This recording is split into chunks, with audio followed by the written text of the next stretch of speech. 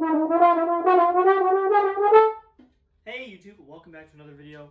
I'm gonna have some more interesting stuff next week, but for now I'm selling a bunch of horns and I thought I would inform the world about them. So here we go. Here's a few horns that I have for sale. First up, we have a Conn 48H Constellation. You can see it written on the bell on the side, which I think is pretty neat. Nice engraving there. These are an Elkhart only model, I believe, so not made after 1970. This one was formerly owned by a Los Angeles studio legend that I will not name publicly, but it was, just so you know. These are a 500, so just kind of like normal small bore instrument. We've got equal length oversleeves, yellow tubes, nickel crook, a nickel neck pipe, which I think is cool.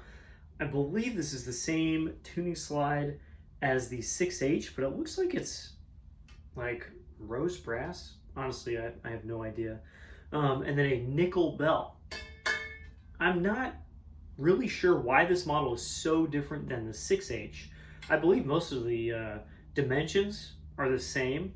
Like, obviously it's the same bore size. I'm not sure if the crook is actually that different or if these parts are really that different either. But it's like totally different materials and totally different build. The 6H does not have like these different kinds of fittings and ferrules here. Even these braces are different. Like, Conn, why is this massively different than the 6H? They did have different like naming conventions. This is a Constellation, and there's other Constellation instruments like trumpets, maybe baritones or something. Might have even been saxophones, I actually don't know. And the 6H, at least later, was called the Victor. Again, I don't know, Conn was weird. But in any case, this was another 500 small bore that is prized by lots of jazz players for being just like a really great player and a great, like really punchy horn. I'm not gonna play it for you today because I'm sticking to one instrument until next week. But in any case, this is a really good example of a 48H. No Conn wear on the slide. The stockings are pristine. There's nothing missing from them at all. The slide is very good. It's a little noisy because there's nothing on it right now. And there's basically no damage except for a couple little pings and dings on the back of the tuning slide. A really nice 48H, and even cooler is that it has the original case in like basically as perfect as it gets condition. It even says Conn Constellation on the case. I've like never seen one in this nice of shape. It doesn't smell. It's just got some dust on it, and that's about the only thing. So that's a really nice jazz horn. I have a few more of those for sale as well, but on to the next one. Here we have a Courtois, and let me look at the number here. AC402TRR. There's two R's. Don't know how I missed that last time. The Extreme Jazz Tenor Trombone. Courtois makes a couple different models of Extreme. I think there's a smaller one that's 500 or maybe like a 2B dual bore sized instrument. I'm not exactly sure. This is the 3B size, so 508, kind of medium small jazz tenor. This was formerly owned by my friend who used it at work for a long time and still loves it now, but just like got a different instrument and doesn't need two awesome small bores.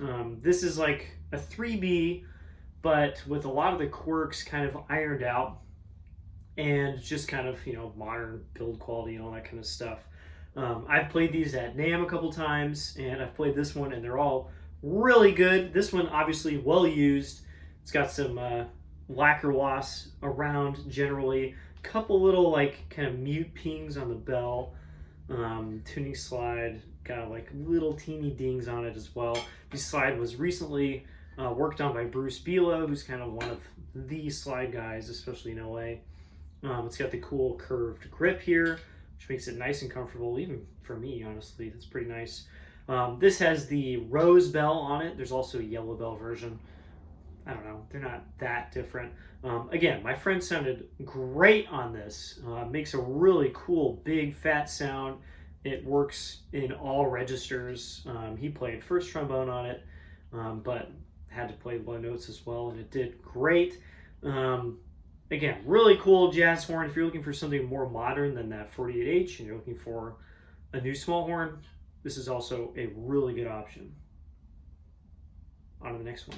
Here we have a Benge 190C. Benge, obviously a producer of brass instruments, as you can see, was kind of a subsidiary kind of partner with King at the time, part of the UMI group, I believe. And they wanted to kind of separate themselves from King. King had this reputation as jazz trombones, and they were kind of stuck in that. They tried to make like the 4B and the 5B, later like the 8B to try and like move into the classical market, but the market did not believe them. They're like, nope, King makes jazz trombones, and if it has a King name on it, I don't want it. And so when Benge was kind of folded in with King, they're like, all right, we'll use Benge for our classical trombones. And so the 165, which is an intermediate model, the 190, which is the pro model, this is the 190C, which is convertible, we'll talk about that in a second, and the Benge 290 were all conceived of as variations on existing King models, but with a few changes and obviously a Benge name to make people want to buy them. Were they successful? Not especially, because obviously they don't exist anymore. But the horns are very good, just like the Kings that came before them. 4B, 5B are like excellent instruments. People just kind of don't believe in them as classical trombones. I believe the 190 and the 290 are even a couple steps beyond that, in that they're just like really good. This is a very, very good condition 190. So the 190's got the a wide, which the 4Bs actually don't have. Wide slide with the single radius crook, which is like the Kings. And yeah, this is actually wide. I just noticed that. It's got the modern rotor on it, the nice kind of like 4B, 5B rotor. We've got the big wide span tuning slide, again, single radius. And then a rose bell, which is built on the same mandrel as the 5B bell and the Conn 88HK bell, except that this is 8.5 inches instead of 9. So it's a much larger throat through this part of the bell, maybe a little bit in the stem, I honestly don't know. Much larger throat than like the 4B or an 88H or anything like that. This is a more, not exactly like 42 size instrument, but it's closer to that spectrum of things. And of course, 8.5 inches. And it's got this kind of open wrap-ish valve. You know, it's got 90-degree exits on both of the ports on the valve, and it's, you know, not all spindly-windly in the middle of the horn like this. And of course, it's got that baked-on gold lacquer, because everything's got to have that. I believe the slide is nickel, but I have no idea. Can't see it. It's got the built-in oversleeves. Maybe a nickel crook. Again, I have no idea, because it's got that gold lacquer. We've got the mechanical half string linkage, a lot like my Yamaha actually. And this horn is in excellent shape. The only thing I've noticed is a ding in this rotor knuckle right here. But honestly, having played this, I could not have told you that was there, because it plays great. It's very much more even and just like a larger, warmer sound than the King 4Bs that kind of preceded this. And to my face and my ears, way better than the 165, the Benge intermediate model that was offered alongside this. So again, this is convertible.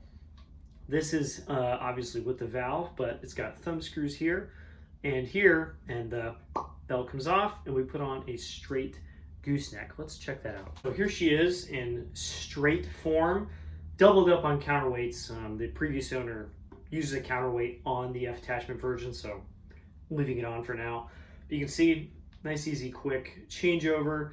It's not, you know, like the modern instruments where we have built-in captive nuts to hold everything on, but these thumb screws get the job done. I'm pretty sure that these thumb screws are probably the exact same part used on some saxophone to keep the neck on. which I think is kind of funny. So yeah, there's the straight version of this. Of course, I'm sure this has been used almost never, but hey, it's cool to have the option. You can see this tab right here to hold on the F attachment. And coolest thing of all, again, like the 48H, is this has the original case in what I can pretty much say is like new condition. There's like 2 scuffs on it, and even cooler is this holds the instrument and the straight gooseneck at the same time, so all the parts are with you at the same time. I don't think you can have the straight horn in there and store the F attachment. You'd have to like swap out the parts, but it all does fit in the case, which is very cool. So there's a really cool large bore tenor. I don't even know if I've said that. It's 547 for sale. Again, all these things are in the description below. And let's check out the next 2 instruments. We have a double feature, and you've seen this before if you watch my channel, an Olds, the Olds, which I think is a 1937. I've said the number before, and whatever I said before is correct. Small tenor trombone. I don't have the slides on, of course. And I believe, a 1946 Olds Super, which of course is called a Super Olds, which I think is even cooler. I'm selling both of these with slides in a double tenor gig bag, Cronkite, real deal, together as a package deal. The Olds is mine. It's something I got recently, and it's extremely cool. I just don't really have a use for it, and I would love for it to go to a home where it does get used. And I'm selling this one for a friend, and it's an amazing jazz tenor trombone as well, and I think it'd be kind of neat if they stayed together. So this is a package deal of 2 Olds jazz tenor trombones. One is a friction fit, pretty early instrument, but a really great player if you want to play like trad jazz, like really ripping kind of like that really zingy sound. This absolutely does that, and I really kind of want to keep it because it's got such a cool engraving on it, and it's such a well-made instrument. Everything about this feels so like modern and well-built, except that it just doesn't have a slide lock or a nut on the bell here. And of course that it's very small. And then this Super Olds, which the lacquer's been removed from the entire thing, or at least the bell. It's got that tone ring on it, what the Germans would call a kranz, but Olds called a tone ring, the nickel tone ring that says all the stuff on it around the bell. I believe that's a 7.5 inch instead of an 8-inch bell. It's got nickel neck pipe, nickel tuning slide, and these both, again, they both have slides. They have the fluted duo octagonal slides, so there's 16-sided slides with round stockings, of course, and they're both in really good shape. There's no problems with them. There's no dings. It can be hard to like get them fixed or get new parts, but as they are, they're great, especially for horns that are older than most people. Yeah, not a lot of people from 1937 or whatever this is from still around. Love you, grandmas. Both mine are still around. But yeah, in any case, double package. This is not expensive. I'm not asking a lot of money. With a double tenor case, 2 good horns with slides, and like serious pieces of history if you just want to like collect some Olds or whatever. So yeah, another option if you want some more jazz tenor trombones. Got a lot of those for sale right now. Last up for the moment, trombone wise, there's still one more instrument at the end of this.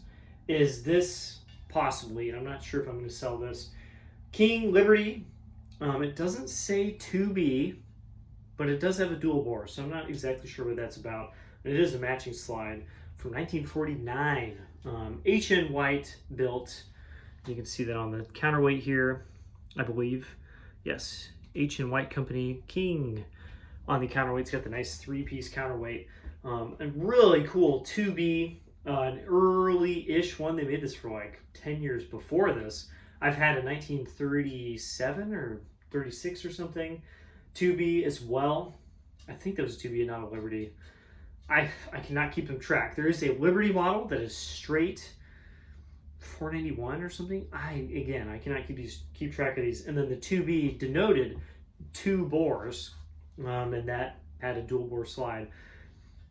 As far as I can tell, this also has a dual bore slide. 481, 491 is what my calipers tell me, which is what I thought the 2B was. So I'm confused about that. In any case, I just picked this up, and so it does need some repairs.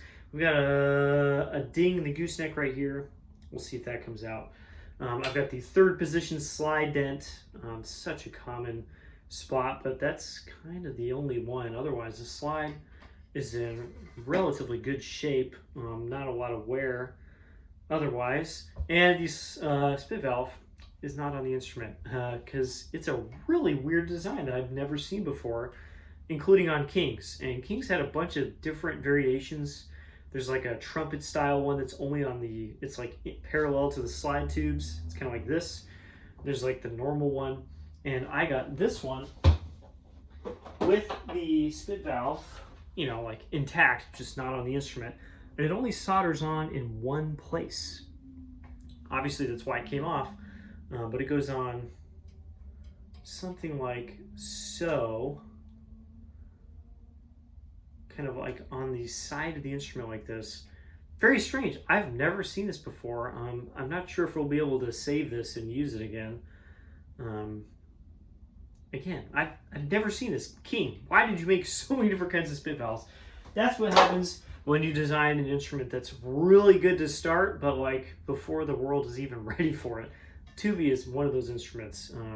If they don't make these for 100 years, I would be very surprised because they are such a good instrument. The 1937, I believe, that I sold a while back was maybe one of the best trombones I've ever had, like, through my place. It was so good. I just don't really need a horn this size, kind of like smaller jazz horn, and so I don't keep them. But yeah, this will be cheap as well. I mean, it's just a 2B. There's a lot of 2Bs around, and it did not cost me a ton of money. I don't think repairs are going to be a lot either. So, cheap jazz tenor, and again, coolest of all, and this one I think is the coolest. It has the original gator skin case in great condition. There's just some missing fitting right there, and that's it. The whole case is in great shape, and it doesn't smell. I've had this 1937 that I had before. The case was in pretty good shape, and it smelled so bad. I just threw it away. They're always like that. I've never had one that actually survived. There we go. The latch is kind of confusing. And interior of the case in pretty great shape. It looks actually a little better on camera than it does in real life, I think. The slide is just held in by this. There's no extra fittings. It just holds it in. Accessory compartment, and even this is spring-loaded to hold the curved brace. So that is extremely cool. I almost like the case more than the instrument. In this case, pun intended. So that's the last trombone, last instrument I'm selling. This is local only to Los Angeles if you're within driving distance. I have a friend selling a Miraphone 188 5-valve CC tuba. It's got the long 5th valve, the 2.5 step or whatever it is. It's like a G flat trigger on a trombone. And it's in great shape. He just doesn't need a big C tuba. So if you're interested in that, I don't have it here at my place. It's at his because it takes up a lot of room. But very good tuba. And again, link in the description for all this stuff if you're interested. And that wraps it up for the moment. We'll see what happens soon. I do have a bass coming soon. And another trombone, maybe like a 36. I can't remember. Always stuff on the horizon.